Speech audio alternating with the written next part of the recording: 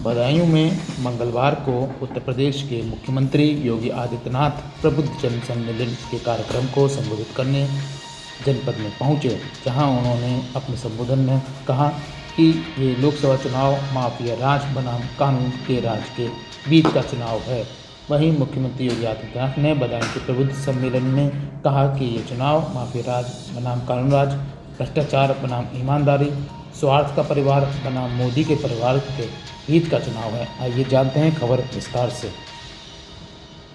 खबर बदायूं से है। मुख्यमंत्री योगी आदित्यनाथ ने बदायूं के प्रबुद्ध वर्ग सम्मेलन में कहा कि यह चुनाव माफिया राज बनाम कानून राज का, भ्रष्टाचार बनाम ईमानदारी, स्वार्थ का परिवार बनाम मोदी का परिवार, जातिवाद बनाम गरीब परिवार कल्याण, नेशनल फर्स्ट बनाम फैमिली फर्स्ट के बीच का चुनाव है। प्रधानमंत्री मोदी की अगुवाई में देश विश्व की तीसरी महाशक्ति बनने जा रहा है। ऐसे में हम लोगों की जिम्मेदारी है कि बदायूं और आमला के भाजपा प्रत्याशियों को भारी मतों से जिताएं। बदायूं और आमला के भाजपा प्रत्याशियों को भारी मतों से जिताने के लिए बदायूं क्लब में प्रबुद्ध वर्ग सम्मेलन के दौरान करीब 1000 लोगों को संबोधित करते हुए मुख्यमंत्री योगी आदित्यनाथ ने कहा कि आज हम नए भारत के नए बदायूं में 2024 चुनाव के लिए समर्थन मांगने आए हैं। यह प्रबुद्ध जन का सम्मेलन है। बदायूं में चुनाव तीसरे चरण में है। आपके पास अवसर है कि आप बदायूं के प्रत्याशी दुर्विधि सिंह साथ और आमला के प्रत्याशी धर्मेंद्र कश्यप को वोट देने के लिए अधिक से अधिक लोगों को जागरूक करें। चुनाव जिन मुद्दों पर लड़ा जा रहा है वह सभी के सामने साफ है। इस चुनाव में मोदी की तरफ से 140 करोड़ लोगों को परिवार लड़ रहा है। मोदी की अगुवाई में देश 5वीं अर्थव्यवस्था बना है। जब मोदी तीसरी बार प्रधानमंत्री बनेंगे तब देश विश्व की तीसरी महाशक्ति बनेगा। मोदी की गारंटी आप सभी लोगों ने देखी है। 12 करोड़ किसानों को सम्मान निधि मोदी की गारंटी है। 10 करोड़ बहनों को फ्री सिलेंडर मोदी की गारंटी है।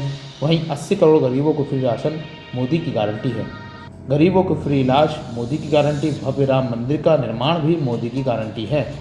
वहीं उन्होंने बदायूं विकास की दी गारंटी।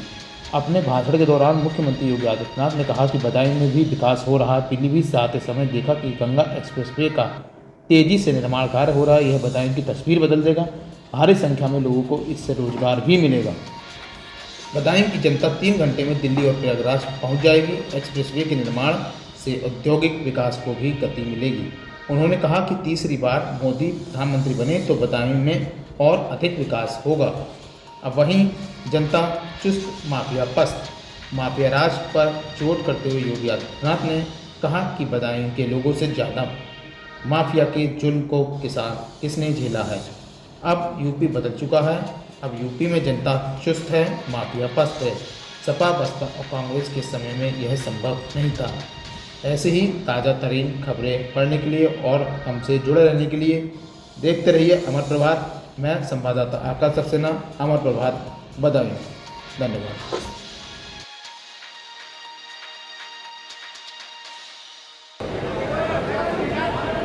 कहीं पे उग्रवाद था, कहीं नक्सलवाद था, कहीं आतंकवाद था। देश के अंदर किस प्रकार का भयावह वातावरण बनाया गया था। परिवारवाद के नाम पर देश के अंदर लूट खसोट करने की पूरी छूट लोगों को दी गई थी। वे लोग अराजकता फैला रहे थे, गुंडागर्दी फैला रहे थे। देश की राजनीति को अपनी बफौती समझ करके भारत की भावनाओं के साथ खिलवाड़ कर रहे थे। गरीबों के हकों पर डकैती डाली जा रही थी। उपद्रवियों को प्रश्रय दिया जाता था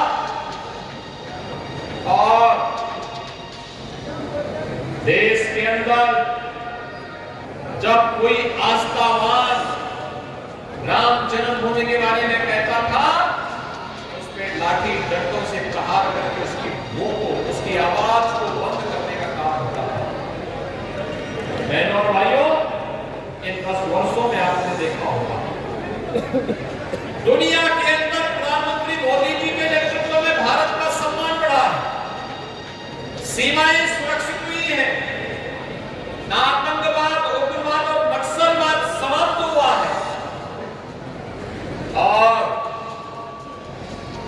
गरीबों को योजनाओं का लाभ मिलना प्रारंभ हुआ है। इतने प्रभावी ढंग से उसका क्रियान्वयन हुआ है।